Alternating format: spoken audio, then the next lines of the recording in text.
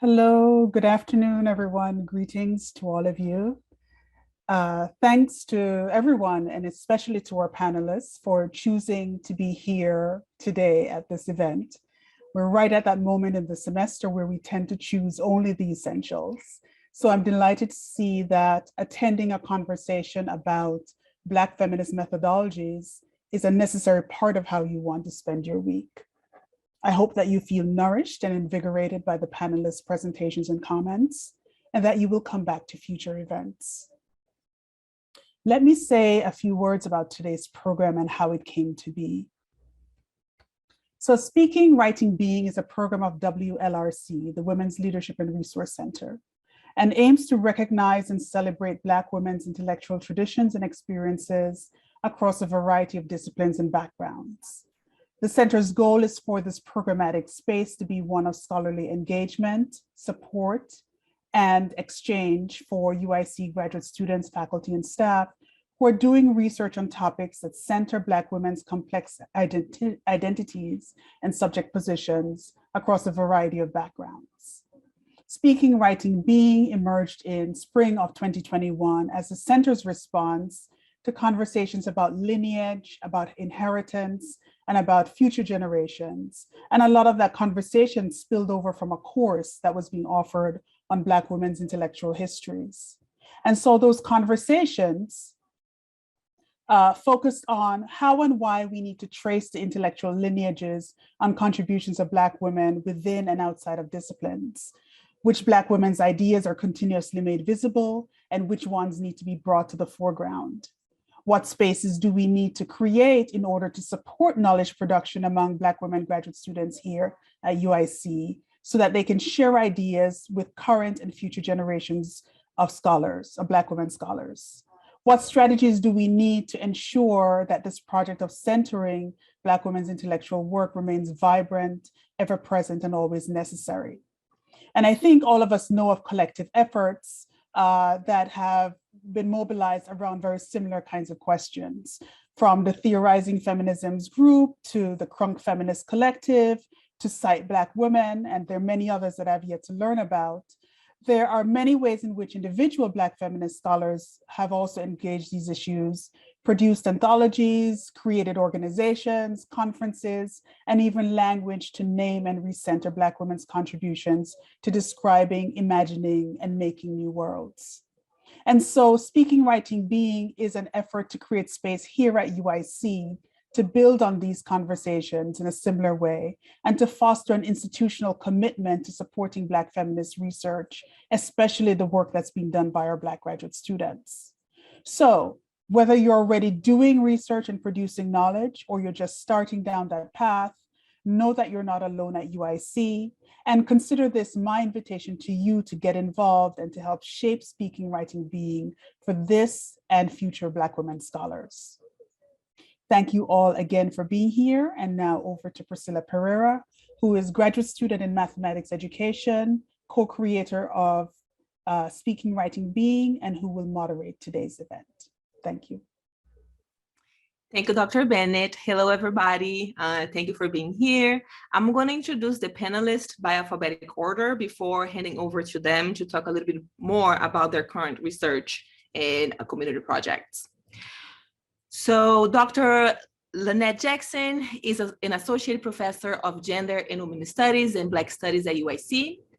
She's the author of Surfacing Up, Psychiatry and Social Order in Colonial Zimbabwe, Cornell 2005, and numerous other articles and book chapters on topics related to women, the state, and medical and public health discourses in colonial and post-colonial Africa, particularly having to do with the regulation of African women's sexuality. Dr. Jackson's current research explores the history of child refugee diasporas from Southern Sudan. She's also engaged in social justice and human rights activism with a particular focus on the human rights of women and girls and lesbian, gay, bisexual, and transgender peoples in Africa. Thanks so much for being here with us today, Dr. Jackson. Essence McDowell is a communication strategist, organizer, and co-author of Lifting Up as They Climb, mapping a history of Black women on Chicago's South Side. She utilizes media, digital design, and communications technology to amplify the work of community institutions and justice-based organizations. She creates digital platforms, organizing tools, and impact strategies to facilitate social change. She's an organizer with the Protect Black Girls Coalition and the All African People's Revolutionary Party. Essence currently works as the Director of Communication at the UIC Social Justice Initiative. She's also working to develop a resource hub for a national Black feminist coalition. Thanks so much for being here, Essence. Marissa Moss is a third-year PhD student in the Department of History at the University of Illinois, Chicago. She entered the PhD program in the fall 2019, and she's completing a concentration in Black studies. Her interests are African-American women's history, the Great Migration, policing, and reform movements during the Progressive Era. Marissa's current research project focuses on Sue Redmond, an African-American woman who testified against politicians and policemen who were tried for corruption in Chicago in 1917. Thank you, Marissa. Dr. Asia Denise Reynolds is a healer, activist, artist, and educator. She's the legacy of Linda and the late Rolf Reynolds, a testament of her family's survival and resistance in the US. In the many roles she's positioned in, she's led by a Black feminist spirit of care, collectivism, and courage to confront systems of oppression. Her gifts possess the power to bring people together and bring light into dark places through laughter. Currently, she's an assistant professor at Wayne State University. Dr. Reynolds' research interests are inspired by her ongoing relationship with Black girls to engage theories and practices in geography, youth development, and social movements. Her collaborative engagement with Black girls focuses on creating fugitive or freedom spaces through the use of art, activism, and healing. Thanks so much, Dr. Reynolds, for being here with us today. So our next step then is open the space for our panelists to talk a little bit about their current research projects and community work.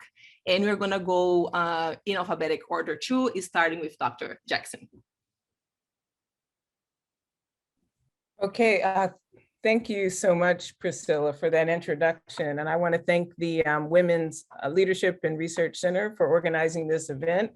I'm really excited about being on this panel, and I'm really looking forward to a lively discussion with Asia, Marissa, and Essence, and everyone else who's here. I just want to update a little bit the biography, and it's completely my fault, not Priscilla's, because I didn't send an updated bio. So my current research project, and that what I'm going to be talking about, is actually a biography of Winnie Madikizela Mandela, a Black feminist biography of Mandela. And I decided, I actually thought about working on this a while ago, but sort of deferred to local South Africans for a variety of reasons, until it was clear to me that a lot of people didn't really want to touch this topic. And some of it had to do with just the difficulties of representation and the fact that Winnie Mandela in South Africa in particular, but also in the West, as sort of illustrated by a lot of the media coverage and the obituaries after her death, has been a very polarized figure in recent South African history. But I'm very interested in her life story, and particularly after she died on April 2nd, 2018, with all of the obituaries being very hostile, really, full of a lot of vitriol, and to me, a real example of cancel culture before the right wing appropriated it, whereby a lot of what she had done before, all of the years of being an activist, a freedom fighter in South Africa, someone who was consistently on the front lines of the sort of struggle against apartheid in South Africa, not only keeping her husband Nelson Mandela's name alive and also the ANC in people's minds after it was banned as an organization, but also being this consistent figure of defiance in South Africa.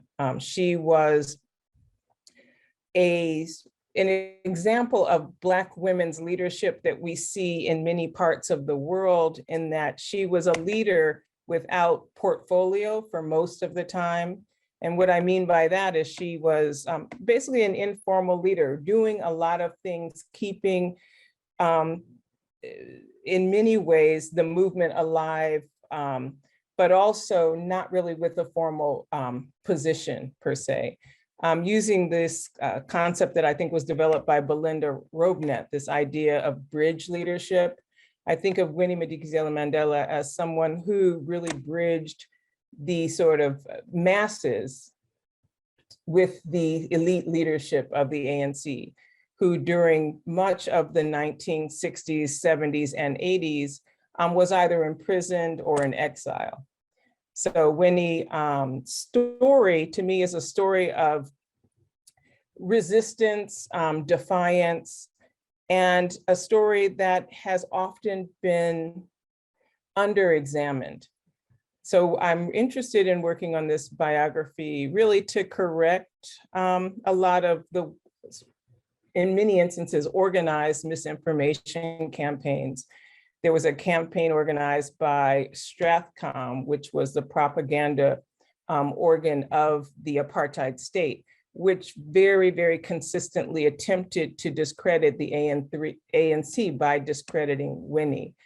And so there is this desire to correct the record, but there's also a desire to, I think, engage in, and we're going to talk about this a little later, but a kind of Black feminist methodology in regard to Winnie Madikizela Mandela, in that often there's been an effort to neutralize her, essentially by the white South African government, but even after the end of apartheid by many Black leaders for a variety of reasons, but in some instances because she increasingly became a kind of inconvenient Black sort of woman in South Africa, an inconvenient leader, because of her sexuality, because of her involvement in some very tragic incidents. And so I don't want to paint over that. For instance, many of you have heard of the a group that she formed called the Mandela United Football Club, football as in soccer, and their involvement in a lot of violent actions in Soweto, some of which she was, if not directly involved in, certainly had some complicity in. And her reputation was smeared for that reason, but also as a result of what I would say are a lot of very kind of sexist attitudes about how women should hold power, how women should wield power, and essentially her role as the wife of Nelson Mandela. So my research is an effort to tell her story, but in a deep context, deeply contextualized story, so that there's more of a sense of where her decisions and her actions came from. I'm also attempting to retrieve, you talked about Black women's intellectual work. And one thing that is very under-examined are Winnie Madikizela's ideas. And so this is also something that I'm attempting to uncover. There's a very thin archive available for Winnie Mandela, which might surprise many people because she was around for so long and an international icon in terms of the freedom movement in South Africa. But because of various banning orders, because of many of the banning orders prohibited her words from being published, et cetera. And I think also because of some decisions that she personally made, there is not a large archive. When we talk about Black feminist methodologies, and tell me how much time I have left. Okay, so I will just talk a little bit about methodology in advance, because one thing that I think is central to Black feminist methodologies is sort of reading against and often writing against the archive. Often the archive, certainly when we're working on in a colonial context, and most of my research has been on Black women in colonial African contexts, the archives are very biased, very skewed in one direction, and often to represent Black people or people on the margins, in a certain way, as the problem.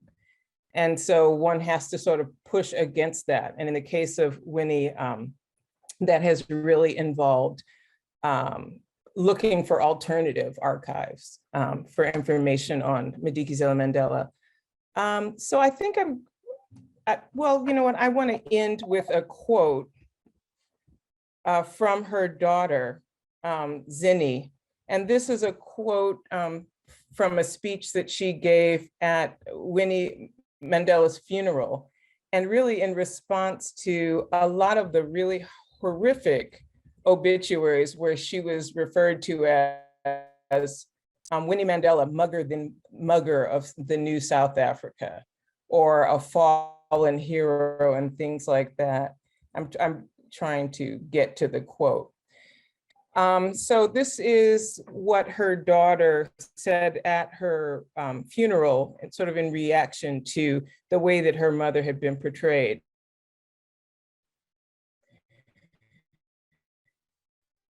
She said, "What the same to any of her male complaints, and indeed the world holds men and women to different standards of morality.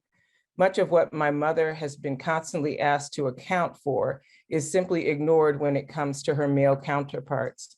And this kind of double standard acts also to obscure the immense contribution of women to the fight for the emancipation of our country from the evil of apartheid. I say fight because battle for our freedom was not some polite picnic at which you arrived armed with your best behavior." And so a lot of the messiness associated with Winnie also needs to be understood in this very gendered context, in which the sort of missteps that she committed are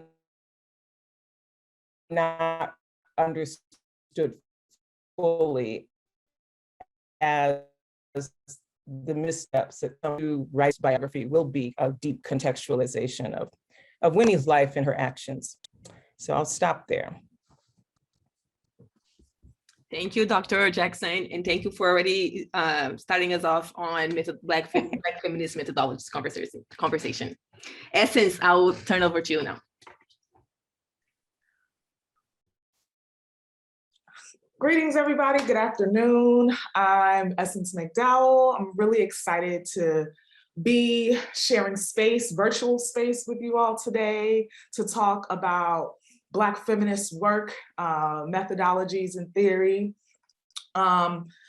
I'm not a traditional scholar, so my entry point into this work has been a little bit different. And so some of my remarks and what I share today is kind of going to reflect that. And even being asked to participate in this panel, I had to think a lot about what my position is and how I even came to Black feminism altogether. And that was quite a winding road. And I'm literally at home thinking like, wow, like over the past 10 years, which is particularly the part of my life that I've spent in Chicago, it's about like 12 years, how important and how vital Black women's work has been to my development mentally, emotionally, and communally. And so I just want to start this whole conversation by just saying a good thank you to so many women who have helped me get to this moment in my life where I'm feeling really enlivened and inspired by the possibilities of Black feminist work. So currently, we have to kind of talk about what my current work is. And overall, though, Black women are imbued in every single endeavor that I take on in like my personal life and my career. And I, along with doing personal projects that advance Black feminist work, also like organizing, also writing, and keeping in this tradition of making sure that I'm uplifting the work that has been done historically and currently today. As an activist, I'm currently working with the Pan-African Socialist Organization, the All-African People's Revolutionary Party, and that's my current political home. But the part that I feel really pushed my understandings of Black feminism was that there's a sector within that organization called the All-African Women's Revolutionary Union. And ideologically, the point of the Women's Union is to be able to help to integrate educational resources and seminars about the revolutionary role of women throughout the African diaspora into the org and into our communities.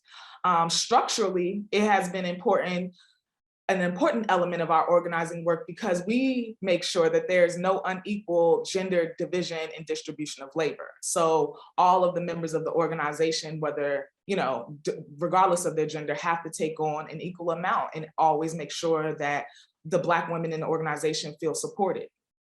Personally, I really feel enlivened by the party's mission of ensuring that the voice, experiences, and interests of women are completely centered in every aspect of our work. And the party has also helped me broaden my understanding of Black feminist work as it relates to women's experiences, Black women's experiences across the globe. And so that is what I continue to do and hope to do for years to come. I also am currently organizing with the Protect Black Girls Coalition, which I'll speak more about later in my remarks. But the hugest shift to my work with Black women, around Black women and girls, came about through writing Lifting as They Climbed.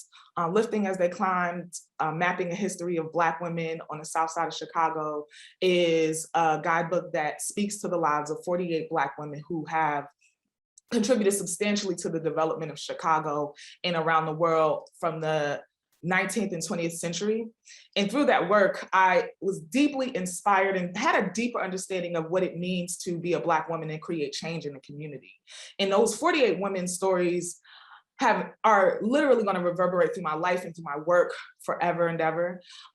Every year, even this year, I go into schools to speak to young people about Black women's history. And that experience in itself made me realize how serious it is that we continue to educate and continue to do the work and scholarship around Black women, because the educational system is really not taking up that space. And it made me think about around Black history. It's of course, they're not teaching Black history as comprehensively as we would need it to be taught for them to have a better understanding about their life and about the roles in their community. But it's Black women's history that falls all the way to basically the footnotes of history, of their education. And it made me think about this quote that was written by Fannie Barrier Williams in 1905. She wrote, "The colored girl is not known and hence not believed in. She lives beneath the shadow of that problem which envelops and obscures her." And over 116 years later, after she wrote that quote, as I was excavating this text with Miriam, who was the co-author of Lifting as They Climb, as we were doing the research into the histories of Black women, particularly in Chicago, it just came to show it how deeply significant these stories are and how little people know about them. And so this year I went into public schools, I went into middle school classrooms, and that was challenging, outside of, speaking to you all through the screen, having middle school students listen in and actually respond and react to the fact that their experiences with Black history have been challenging, and all of the issues that have led to them not being able to have full access of what their even communal histories are as it relates to Black history really shook me to my core. And it was really understanding that these young people will be those who navigate into our society, and also will be the ones who will be deeply impacted by the erasure of critical race theory in their schools. And these young people coming of age without the awareness of Black women's experiences as indivisible from experiences of African Americans as a whole lets me know that this is work that we have to continue to do. So I want to uplift that as something that, we want to continue to go into schools, and feel free to reach out to me, because I want to keep talking to young people and keep letting them know that there's so much history out there for them to be inspired by, to connect to, beyond what is taught as mainstream history. More specifically, getting into this Black feminist methodological approach that I've taken through my research, I'm constantly and profoundly attributing that Black feminist theory is something that I've been engaged in through my organizing work, and also through the scholars that I've come to know as mentors, the texts that have been really important to the formations of Black feminist thought throughout the last couple hundreds of years. And through that work, I started to organize in a way that was about really protecting young Black girls. And this year I was organizing with the Protect Black Girls Coalition. It's a group of gender and racial justice organizations that seek to protect Black girls harmed by sexual violence. And the coalition itself, being multiple organizations within Chicago that are doing particular work, and that came together to say, like, we really have a lot of work to do around protecting Black women and girls in our communities, in our homes. But it wasn't something that it was like, let's have one organization do. It was something that it was multiple organizations and folks that are already doing the work decided to come together. And this coalition building really sparked some ideas in my mind, and really began to cause me to kind of question, like, what formations, Black feminist formations in particular, are taking place today. 2 years, maybe more, it feels like a lifetime of living within a pandemic, really have, of course, shifted the way that we organize. And to counter the ever-present suppression and erasure of Black women's experiences, especially at the crux of race, gender, and class, I wanted to push myself to engage in utilizing a Black feminist methodology to identify how this research can coalesce into my work as an organizer, but also as a communication strategist and a digital creator.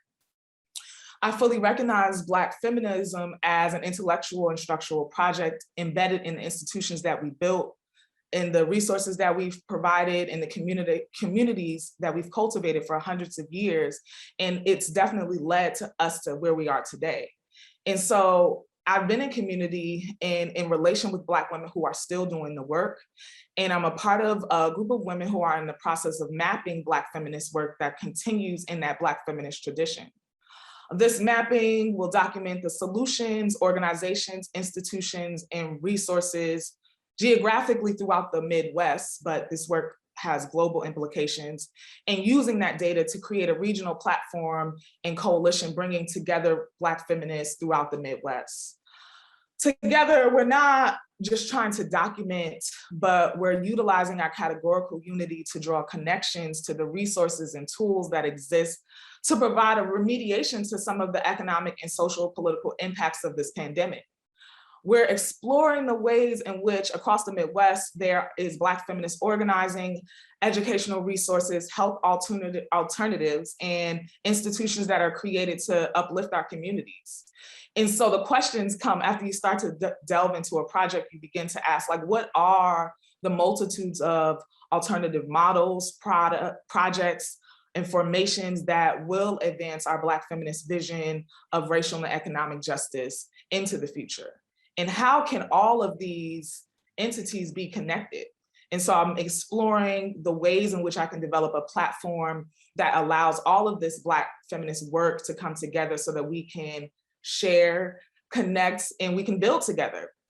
And especially in a world where it's still dangerous to navigate places in person and spaces in person, we're trying to facilitate digital gatherings and connect resources so that we can safely access them despite our physical or social limitations. I recognize also that there's just so much wisdom and insight that can emerge from collective mass-based inquiry.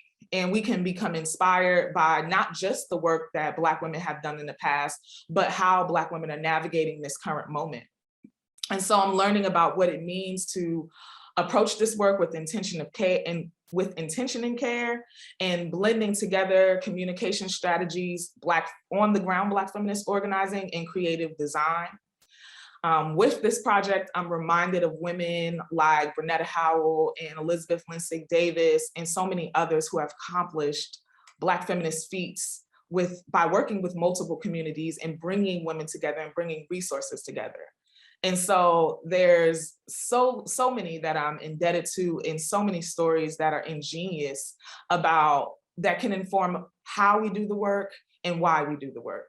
And this is just, a few aspects of all the things that I hope to continue for decades to come. And I'm really honored to be sharing space with scholars and educators today as we talk more about Black feminist work, Black feminist methodologies and scholarship, as well as organizing, and how that can advance where we are today with all of the challenges amidst a pandemic and amidst all the already pre-existing conditions within our communities.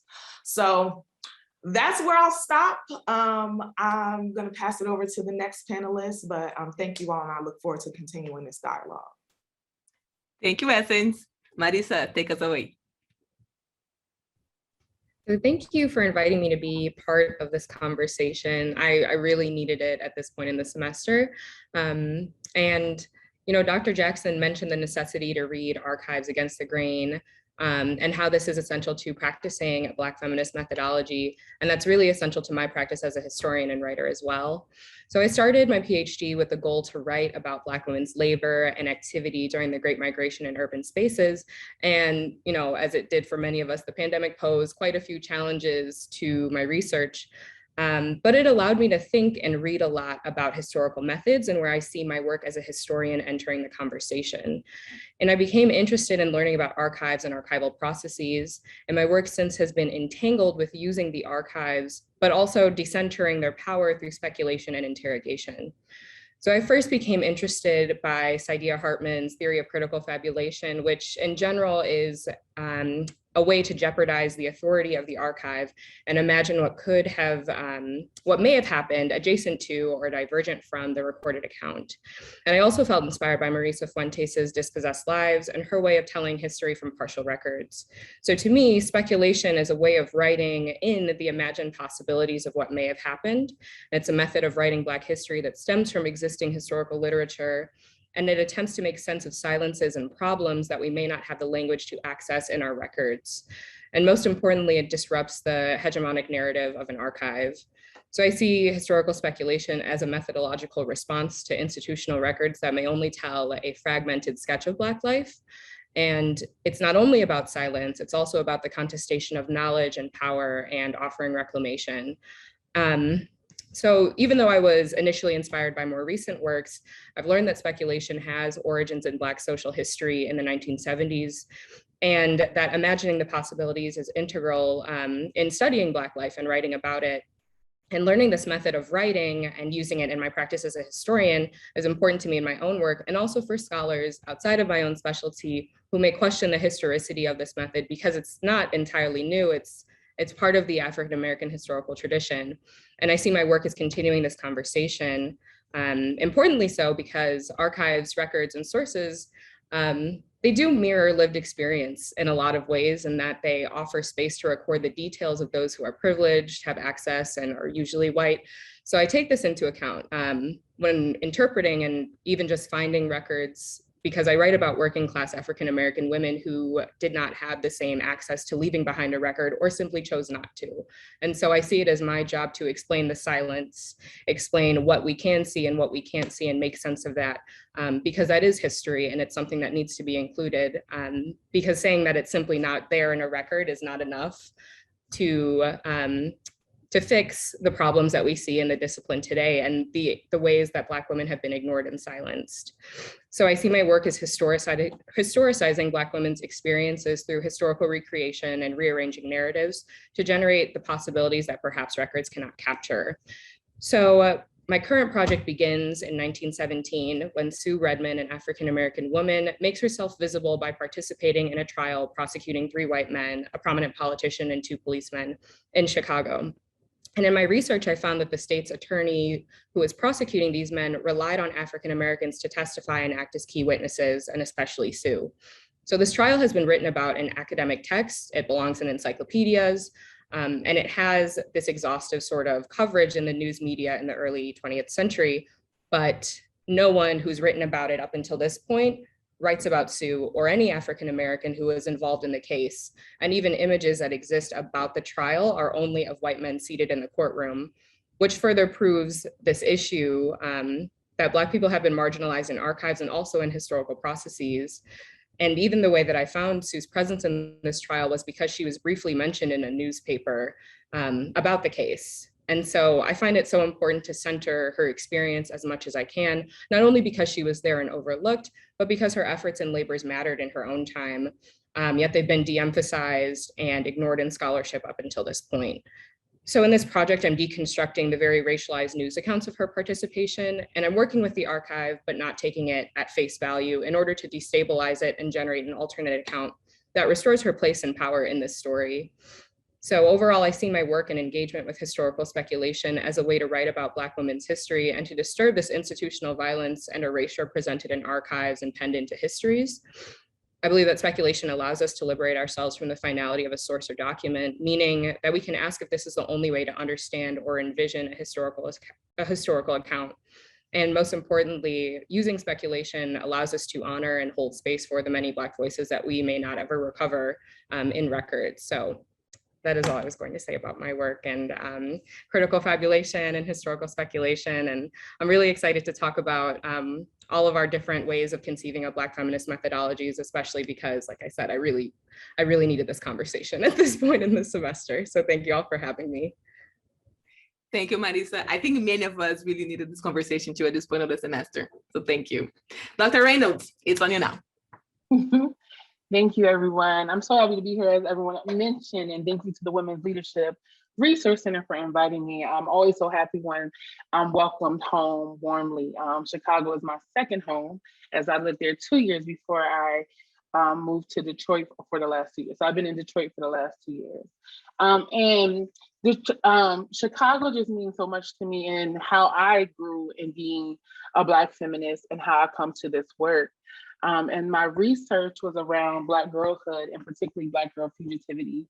And as Marisa said about how her research project started, my research project started as completely something else and turned into something else as I moved through it. And so when I originally started thinking about my dissertation and doing work and what I wanted to capture in the research, I was at the time really fascinated in thinking about the discourse that was happening around talking about Chicago as Chirac, right? And how that legitimized for state violence to happen here and anti-Black violence to happen to Black bodies, right? If we name this a war zone and that they're out of control and we have this discourse in a particular way, that is justified in what we were also seeing in terms of militarized and police violence that was also happening here in the city. And so that's where it started. And then it was moving to this place of, where are Black girl voices in this conversation? Because many of the conversations about community violence was so centered around what we were seeing with Black boys, which was very important, but I was often just saying, what is happening to Black girls who are also witnessing this, who are also victims, who is also navigating through these spaces. And so as I continued to dive more into that, and I ended up doing and started working with an organization that works with Black girls from ages 12 to 17 using art activism and healing to address gender violence. And doing that work with them, I continue to shift from this place of trying to see a problem or solve a problem, or thinking about reactionary, how Black girls are reacting or being reactionary to this thing that is happening in the city. And was able to just move to this place of really seeing Black girl for what it was. And it's all of this beauty and complicatedness and messiness and joy. And really thinking about moving to, after reading like Saidiya Hartman and Fred Moten, and thinking about this space of fugitivity. And for me, when I think about fugitivity, I'm thinking about both resistance and refusal. I'm thinking about the times that they are critiquing and responding back to the state. And then I'm also thinking about the times that they're not even paying attention to how the state or other folks see them, but they're creating space on their own terms. And so that was just really important for me as I was in that space, and rethinking what my work was really about. And so really getting to the space to think about how this is also then tied to abolition and how they, in their abolition or radical imaginations around creating the world they want to see in this moment, right? Not waiting on someone to come save them, not waiting for this moment in the future, right? But how every day they find these little spaces to create these moments of joy and love and lean on one another. And so for me, it really meant also returning back to returning Black feminism back to where it begins, right? In our communities, at the kitchen table, in the schoolyard where the little girls are walking home from school, right? Really rethinking about what does it mean to go back to thinking about Black feminist beginnings that weren't necessarily centered in the academy. And that changed how I had to do my research, right? Like as I was moving along, trying to be this ethnographer with notes and making sure I'm recording and I'm doing all these things, right? Things that just didn't feel natural or comfortable in how I understood or engaged with Black women and girls on a regular basis. And so it just continuously, as I moved through that process, I kept shifting in that time and having to really lean on Black feminist intellect to really shape the work I was doing. And so that came from sometimes the conversations that we were having at the end of the day with the other Black women in the organization, and we're sitting at the table and we're processing the day and we're reflecting. And a lot of those things were moving the way that I was starting to understand and think through my research differently. It meant me returning to texts by Zora Neale Hurston and really thinking about her as the ethnographer that she is. And how we don't say that.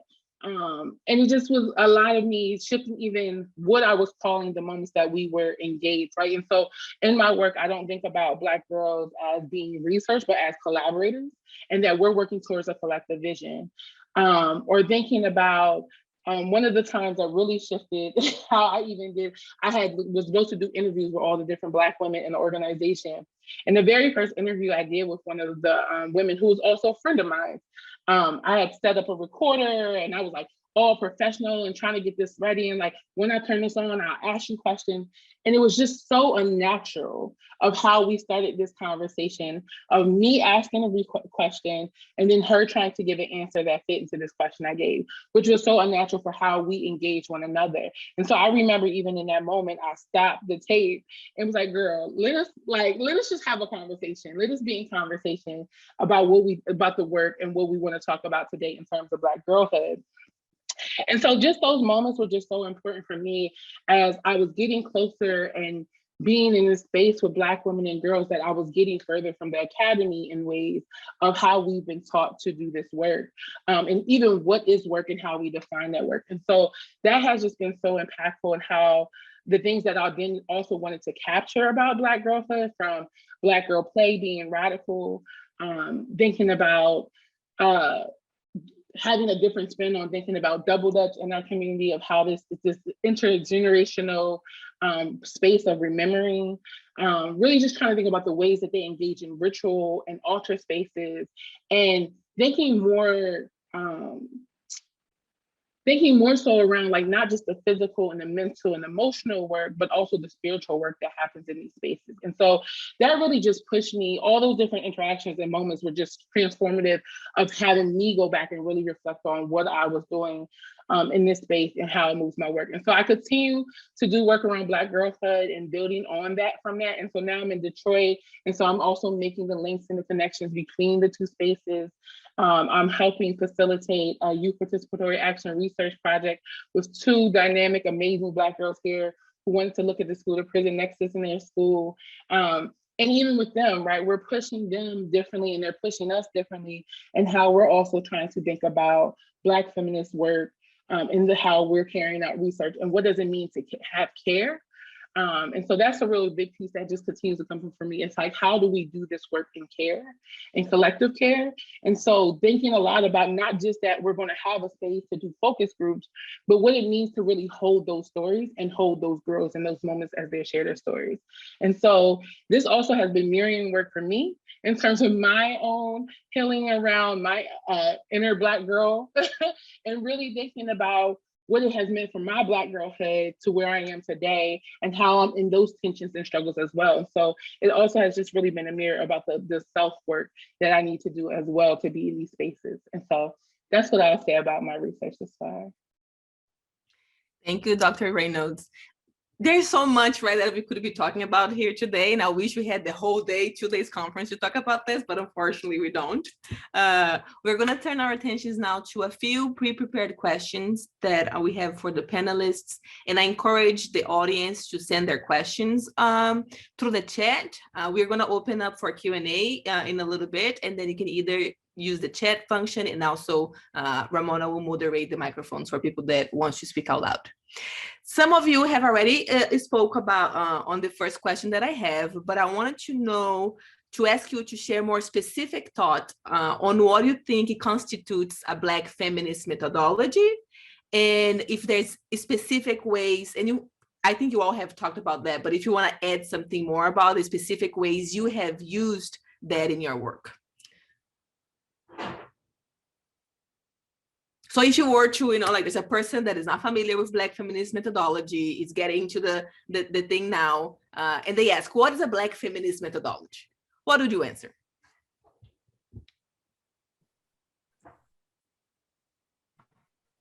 I can start. I think it, hello?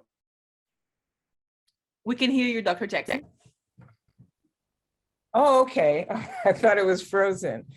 I think one real central point, and I think Marissa's point about, the reading against the archives and my point and critical fabulation, that was something that I was also going to elaborate on, but you did such a great job. So, another really central aspect of a Black feminist methodology is sort of moving from the margins to the center, looking at lives on the margins who are often sort of considered disposable, and centering their stories, centering their standpoint.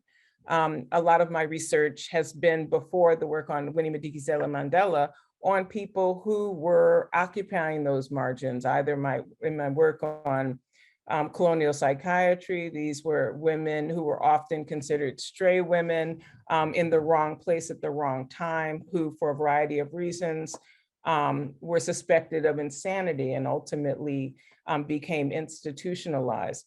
But trying to sort of use various sort of methodologies to uncover their stories, particularly, again, against an archive that reduces them to just different small pathologies and examples of why they were institutionalized in the first place, has really required the flexibility of a Black feminist methodology. And particularly Saidiya Hartman, I also have found her very helpful in that sort of the use of speculation. But in many of the archives that I've looked at, sometimes if you have access to even the utterances of the sort of people who are sort of subjected to this colonial gaze, you can really do something with it if you take it, or you sort of untether it from the narrative, the colonial narrative. And so that has been a really central part. But that whole idea of telling the stories of people on the margins, sometimes utilizing these other techniques, and sometimes, just accepting them for as what they are, without the sort of relying on, I think, something that is too often the case. I mean, relying on respectability politics, or concerning oneself so much with what impression it makes. For instance, I wrote a paper on two sisters who were defendants in a criminal trial, and they actually killed one of the women's husbands. I'm not laughing, but I mean, so that is the case. So it wasn't a question of guilt or innocence, but what was really rich about the criminal case file was that there was an extended narrative that the two sisters, in which they told their stories. And within that narrative, they talked about their dreams and expectations and just their logics. And often there's nowhere to put that because, you feel like, well, but am I condoning this act of violence? But actually, I'm finding that Black feminist methodologies sort of free you to look and expose those stories, and also sort of just the sort of self-defining work that occurs within telling those stories. So that's something that I think I'll stop there. But this whole idea of bringing the margin to the center.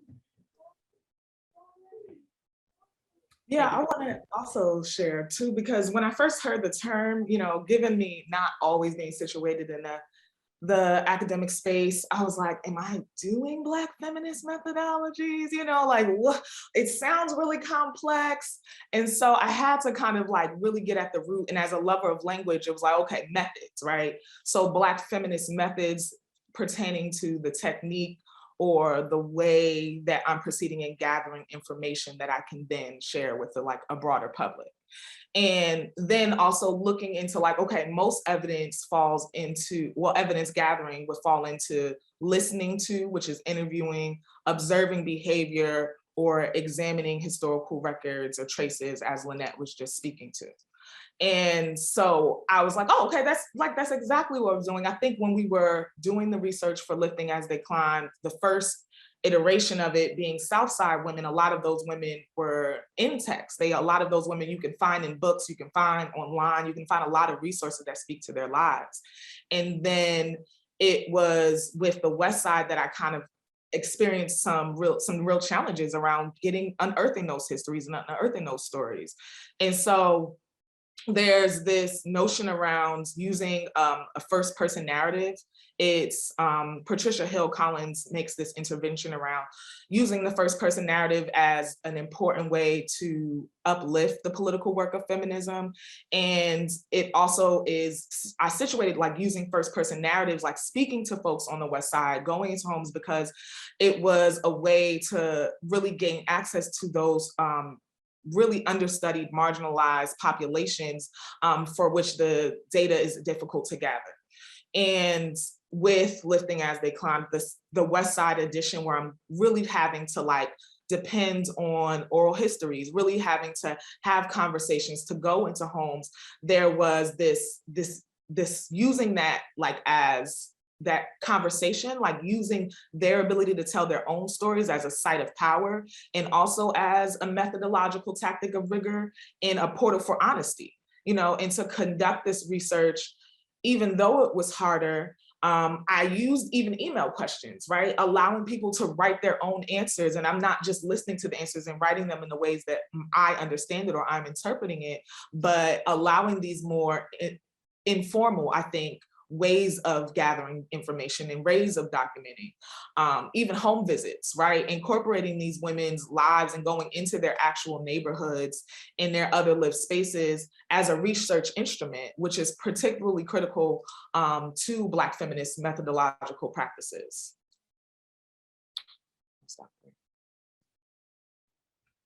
Thank you, Essence. I'm taking so many notes. I think you can write an article about this once this conversation's over.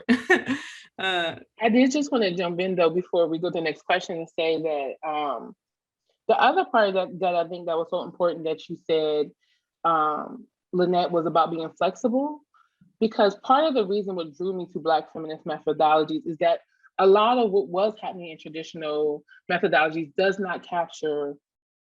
can't fully capture the vibrancy, the intelligence, the brilliance of Black women and Black girls, right? It hasn't done it yet. And we're evolving, we're always evolving. And so I really appreciate when you said flexible, because I thought about that the whole time. It's like, I didn't have words to capture a lot of the things that was happening. And so that was part of the reason that turned me to Black feminist methodology. But I wanted to also add on to that, and when I think about what makes something a Black feminist methodology is, centered around how am I accountable to protecting the sacredness of Black women and girls? How do I lean into centering Black feminist ancestral wisdom and that the work is physical, emotional, mental, and spiritual?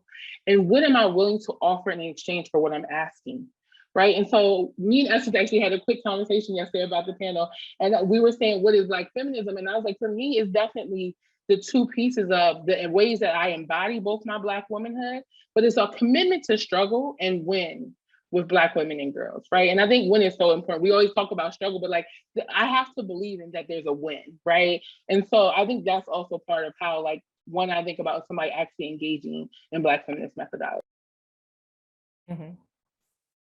Can I just say something? Because this sort of related to what Asia just said. And Beth Ritchie talks about social justice praxis. And it kind of relates to what Asia said, because a Black feminist methodology is also, as Black feminist theory, committed to creating change, committed to sort of this kind of social justice praxis as being, you know, a really central component. And so I just wanted to, you know, underline that point I think Asia made already. And also a kind of, in my research, a focus on sometimes the mundane and everyday sort of strategies of survival and just everyday. And in my research on, again, Winnie Mandela, somebody who was very world renowned and famous, but also according to one of her lawyers, Priscilla Jana, lived in a kind of elegant poverty. I mean, she was this sort of revolutionary and an icon, but also really poor. You know, as I said before, you know, this leader without portfolio, a member of a party that was underground. And, you know, I've spoken to people, some of her neighbors, just to get more insight. And this relates to what Essence was saying also about the importance of stories and, you know, oral history, or sometimes just, you know, stories of just daily life in trying to recover, you know, some of the beauty, but also the power of Black women's knowledge, you know, just how we survive.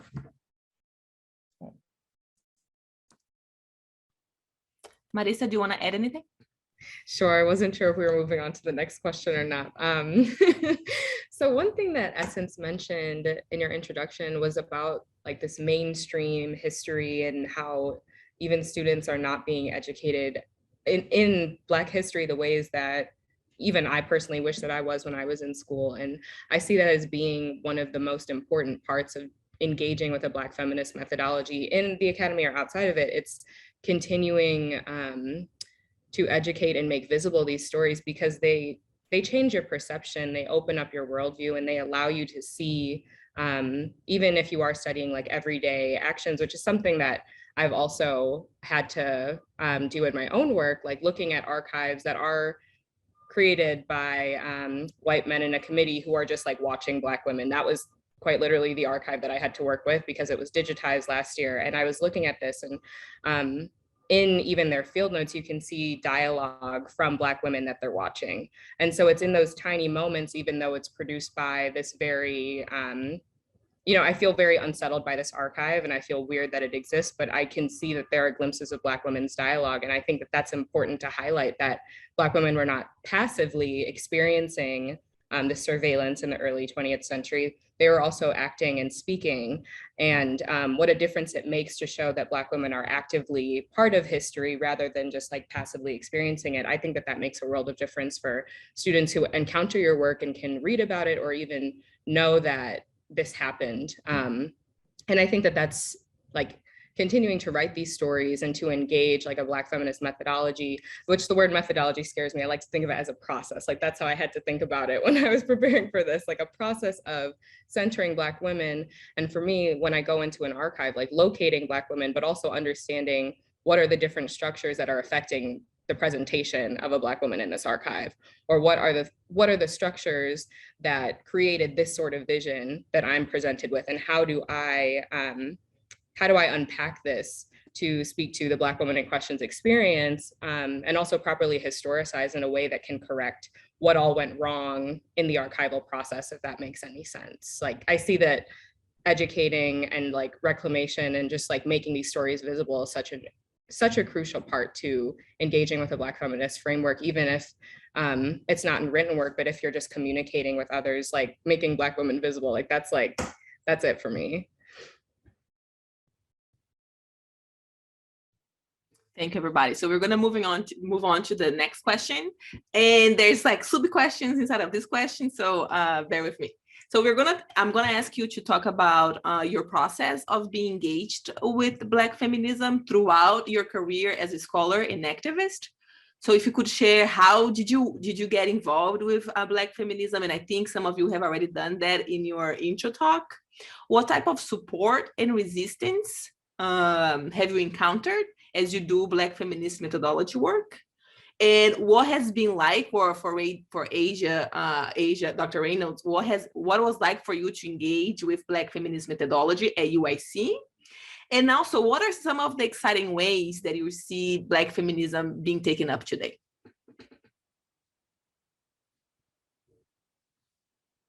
Who would like to start?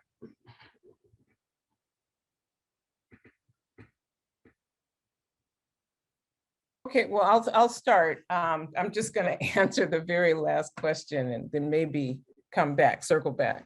But just in terms of exciting ways, I think that what stands out to me is in activism, and particularly youth activism, how particularly a queer Black feminist lens has been, I don't want to use words like normalized or mainstream because that makes it a problem, but just really incorporated and utilized as central to the sort of the praxis of a large swath of Black organizing today. And certainly there are still, outliers, but in terms of particularly youth-led movements.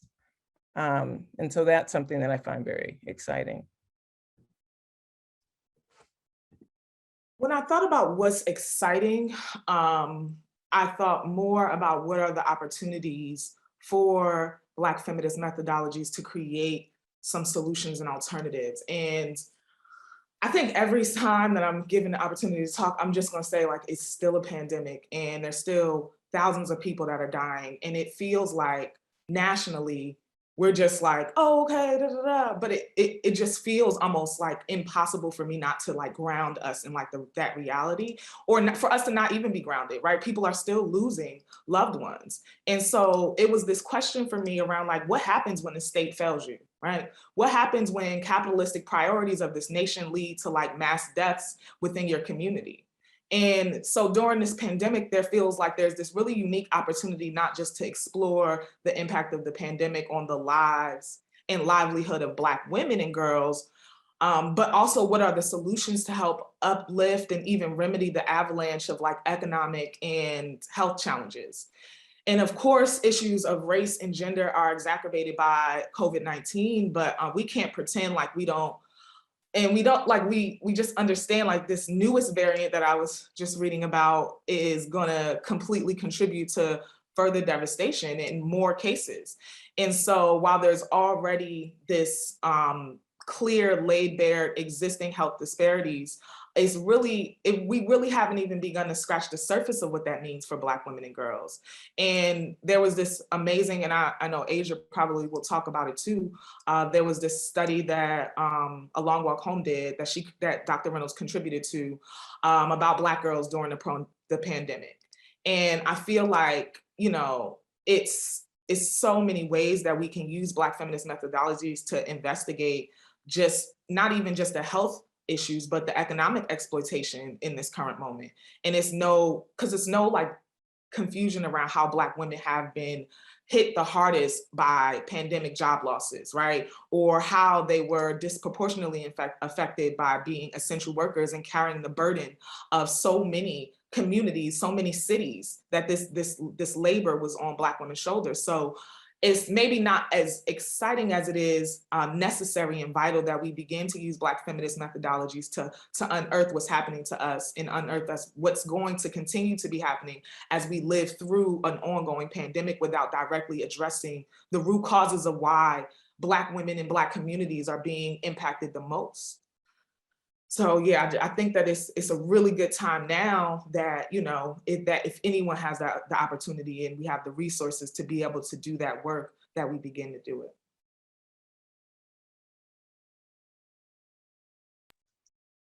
I can jump in and just talk about what I'm also excited about. And I think as a person who loves social media, is just love the ways that Black girls have really taken over TikTok and Twitter and Instagram, in the way that they have still self-determination and ownership over how they present themselves. And it's just so inspiring, all the ways that like I get on and see all these different videos of them reclaiming, remixing, remaking Black feminism on their own terms, whether or not they're calling it that or not, right? Because it just makes me excited about how Black feminism is where it belongs, right? Which I said earlier about Black feminism is one of the methodologies that did not start in the academy, right? This home place was always in someone's home, in our neighborhood, amongst a group of aunties and a group of Black women in conversation. So I think it's just so exciting to see the ways that they have taken up Black feminism in their own terms, and still paying a lot of homage, right, to different people that we think of who are foundational, people we should be reading or engaging with or in conversation with. And so I'm just really excited how this new generation has this level of consciousness and willingness to engage in refusal in such a way that we maybe didn't have the knowledge to, space to, but yeah, like to go into a room with young people and start having a conversation about Black feminism looks so much different than I feel like if you came into the room with when I was in high school or in elementary or in middle school and you want to have a conversation about Black feminism, right? Like it was so taboo, whereas so many of them are like, yeah, we understand that work, right? We read those people, right? And this is how we interpret it, and this is how we live our lives, and this is how we engage.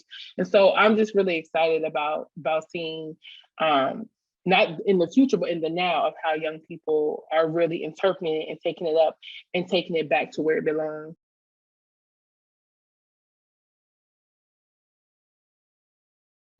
I think to answer one of your questions, Priscilla, I'm excited about the fact that we have a space like this right now for us to talk about this, you know, from a variety of standpoints and also places, and how we have this opportunity to speak about Black feminism casually, like I guess it's part of the Academy because it's through, you know, UIC, but I think that just shows how powerful and how like necessary it is to have conversations like this, because it does make a difference to have the space. And I think that in itself is really exciting, and to be part of that, and to be part of this moment, like in our time when like young folks can see themselves in literature and they can see themselves in different like things online, and just being part of that is really, really great. And I say this not to detract from it, but there is resistance, right, from engaging in this kind of work, and there's always going to be. And I think that especially here at UIC, it's rewarding and challenging and also imperfect. And one thing that makes a difference is having people and having a community of scholars who you trust, or just people in general that you trust with your work and ideas, because there still are people who are not going to take your work seriously, or, you know, or are going to try to invalidate it in ways. And I think that something that helps is having a community and having support systems and finding people who are willing to engage with your work and like push you on it, but respect it and ultimately share the same sort of like the same initiative of trying to engage with Black feminism in any way, shape, or form. Like I think that having people to be with you is like so critical in surviving that resistance that you might face when you're engaging with a practice, that even though we have this space, like there's still people who are going to try to invalidate it no matter what, which is an unfortunate thing, of course, but I think having people makes a difference. And like, especially here at UIC, like there are so many different organizations and like different pockets and places where you can sort of find a community of scholars or just like friends. And even my own department, I'm very fortunate to have like a wonderful cohort who I like trust with my work and can talk to about these things. So that's just, I think that that's a really important part in like combating the resistance and finding support. Thank you, all of you, for the reflections and thoughts. We do have two questions. Can I just say one more thing just about the things that are exciting? You know, for me, I'm teaching 2 courses a semester. One is Black feminist biography, and the other one is Afrofuturism. So like the Afrofuturism course, We are reading a lot of Black feminist writers, of speculative fiction and science fiction, and really sort of, and also watching a lot of films by Black feminists, Afrofuturists in particular, and sort of imagining, different futures, or imagining the world otherwise, really kind of dreaming. And I just wanted to throw that in there because I also think that that's an important part of, this exercise. I mean, we talk about theory and practice and activism. These are all very important, but there's also this other space of just imagining, otherwise, that I think is really exciting as well. Wanted to throw Dr. that in Jack, there. there are a few people already saying they want to take that class. So you already have a waiting list. I'll teach it again. Yes, we do have 2 questions from the audience, and I encourage people that have questions to also send them via chat, or if you want, raise your hand, and then we allow you to use the mic. I'm gonna read the 2 questions that we got from the audience, and I'll let the speakers decide which questions they want to speak to. How about that? So the first question, thank you to all the speakers. Dr. Reynolds' story of her research continually shifting was especially relevant to me, as I have been encountering the same experience with my own dissertation research. I'm wondering how you all are able to connect with others and communities to gather their stories, especially if you aren't a member of that community. The second question, as someone who hasn't grown up in the USA, and hasn't been informed on the struggles of the African-American community, and especially African-American women, how do I educate myself and others in my community about these struggles?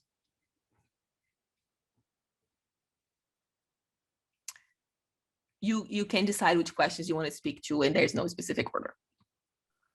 Yeah, the first question around when you're not a part of the community, I think I've definitely had to really confront the discomfort at times. I'm not from Chicago, I'm from New Jersey, and doing the work of excavating Black women's history, specifically those that are from Chicago, has challenged me because, people are like, you're not from here, and I'm like, I'm an honorary member, okay, first of all, but also it's just like, I think I had to broaden out, like, these aren't subjects, these aren't like historical figures, like these are women, these are people.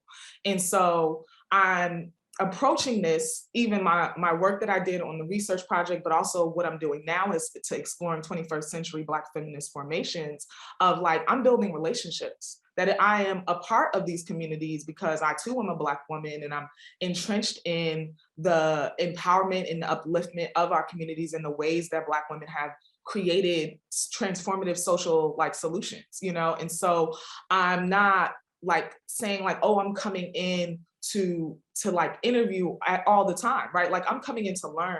I'm coming in to ask you what knowledge that you already possess, that you feel comfortable sharing, right? Like, and it's also that it's not just a lot of times at first I was like, okay, I'm gonna go in, I got these questions, or I have this goal in mind that I'm gonna get all of this and go back, and then that's contributed to my project, right? And I had to break that down and say that this is a prolonged process, right? Like, these are folks that I want to be in community with, not just for this one project, but for a long term, right? Like, I want to be entrenched in what they do in the future, as well as what they're doing right now. So I think it was really about breaking down the barriers I had mentally about how to approach the work, and also wanting to like build instead of extract. And I think that kind of contributes to what Asia was sharing. And also, I think that there's this way that it was like, oh, okay, these are organizers, right? Like, these are women who are building, but breaking down like who is doing the work and how they're doing that. And this notion of intersectionality also matters when I begin to explore like the various manifestations of political agency and political creativity. So there was one woman I spoke to, and she was providing wellness services as an alternative to traditional hospitals that have often been like violent and stigmatizing to Black women. And she's using crystals and chakras and acupuncture, which is frowned upon by those who like, aren't are thinking about the, there's only one way to do it, or the pharmaceutical industrial complex is the way to go. Where I was like, no, she's a healer, right? Like she's a health worker too, because she's creating space for us to engage in like holistic healing in different ways. And so the women that I had envisioned, or even women that are like uplifted in our mainstream understandings of those who are change agents, kind of can shift in our communities. And once you break that down and say that we all have this inherent knowledge that we can share, and see those who are doing things differently as just as vital, they too can feel your openness to what they're saying and their openness to their ideas and solutions. And it creates an interpersonal dynamic that's more reciprocal and also from a space of love and care.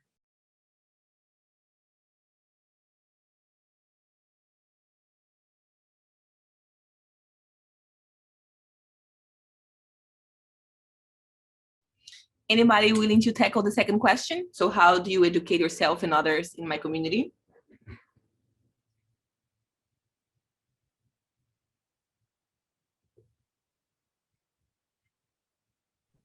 I'm sorry, could you say the first part of that question again?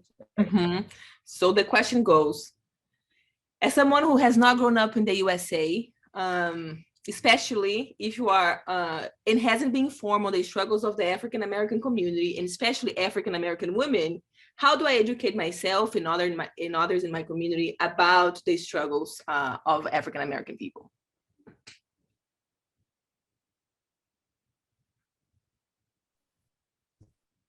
You take classes, you read books. I don't want to sound flippant, but I think it's a really important question, and it's a very valuable question, and I'm glad they're asking, because I think that there are so many misunderstandings or, about different communities, and particularly immigrant communities and, African-American communities in Chicago. But I would say, really read literature of Black feminists, for instance, or familiarize yourself with, the concept of intersectionality. And one thing that I did tell a friend who was an immigrant a while ago, I actually recommended that she read The Warmth of Other Suns by Isabel, what's her name? Wilkerson. I mean, just to hear of the story of African-American migrants and migrations, and, as a way of relating a bit to that experience. So I don't have a specific answer, but I think a lot of it is just to make an effort to familiarize yourself to, the experience of African-Americans in particular. Yeah. Thank you, Dr. Jackson and Essence, for answering those questions. We do have a question from the audience. Yvonne, I'm gonna hand it over to you. If you can introduce yourself too before you're asking your question, that'd be awesome. Thank you.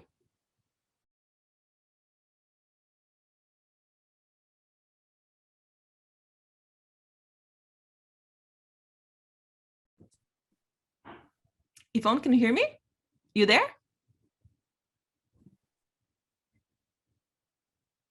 Okay, so is it in chat? I don't think so. Yvonne has her rate. I think am. okay. Here. I'm so sorry. I'm multitasking. Thank you all for a great conversation. This was absolutely fantastic. And actually, my question was for Essence, because some of the things that she said really spoke to me, simply because I'm on my own journey of telling my own story, and being able to articulate that is very important to me. And so I think she may have answered this question, but just really honing in, because this is something that I want to do. Like, how do we get more Black women to talk about their experiences? Because many of them experience violence, not just from their families, but just living as Black women in America, like what that looks like for them, and how they can, begin to say that this is harmful, you know, the things that they've experienced in their lives, and taking that oral history and really applying it, you know, to how America views history, you know, because it's just because it's not in a book, you know, doesn't mean that the person is telling the truth. And then it's personal, right? It's their history. So how do we get them to speak more openly about things that affect them? Well, thank you for that question, Yvonne. I appreciate it. Yeah, I think that it's challenging to get people to open up about places of pain and experiences that may have caused like some trauma in their lives. But in some of the same ways that you described, like sharing how important it is that we utilize our stories as educational tools, as support for other women who may have experienced the same things. A lot of the discussions that I had with women telling their stories, especially in this West Side iteration, was really just kind of just asking some general questions like, you know, well, where did you start, you know? And doing that in a space also, I recognize like where you do that, right? Like it matters, like doing that at the time I was able to have like an interpersonal conversation or to have dinner, because the more comfortable people feel, the more open and willing they are to share their lives and their stories with you. And also, I think it was important that I let them know that this work was for us by us, right? Like this was something that I wasn't doing for an institution. I wasn't doing, me and Miriam self-published Lifting as They Climbed. It literally was like, this is not about money, right? Like this is not about gaining any kind of popularity. It's really about just telling the stories that we always have deserved to tell and know of, you know? And so I think it's just, I don't want to oversimplify it to say it's just about asking the questions, but I think it's to develop the real interpersonal entry points to also just get to know the person outside of whatever traumatic experiences they've had, so you can tell a more complete story, and also letting them know where you're coming from. Like you said, like you would want to use that to uplift communities. You would want to use that to support other young Black women and girls. Then that, letting folks know that then makes them a little bit more comfortable and willing perhaps to be able to share with you. Yeah, and I think it's the utilization and the purpose of telling the story that helps to support whether someone wants to tell it. I also will say too, I think people want to feel taken care of, right? Like to tell your story, to give that over, right? Like I think there's a release that happens, but it also could be re-traumatizing. And so like I have taken very seriously over years of what it means that I can offer or point people to actual support, right? Whether it's like resources around, whether it's the Women Leadership Resource Center, right? Like making sure that I can point people to actual resources, right? Because it's like you tell me your story, and especially with me working with young people, I've had young people disclose, right, about things around sexual violence. And I think that's unfair for them to give me their story, me be like, yes, I got something to add to my research, and not have nothing to give back to them or hold them in that moment, right? And so that one, that our relationship doesn't start and end on this day, but also that they feel like I'm still there to support, or that I'm actually able to offer tangible ways for them to also be cared for outside of just this moment where we shared. And so I take that very seriously, more so now, like as I'm going along and thinking about why it's important for me to be in community with folks who I trust in all these different spaces, because it's so important when people, like could be re-traumatization, like it's just a lot for people to give us that and not have nowhere else to put it later on, all those emotions and feelings that they're carrying. Thank you, Essence and Dr. Reynolds. Unfortunately, because of time, we're going to have to put a pause in this conversation. I sincerely want to thank Dr. Jackson, Essence McDowell, Marisa Moss, and Dr. AJ Reynolds for coming here today, sharing your wisdom and knowledge with us. Also, thank you for everybody that joined us for this conversation. It was a pleasure to moderate and learn so much from the panelists today. I'm gonna join me in clapping, either like open your mic or, like the symbol on the reactions button to show love to our panelists. Thank you very much. Thank you.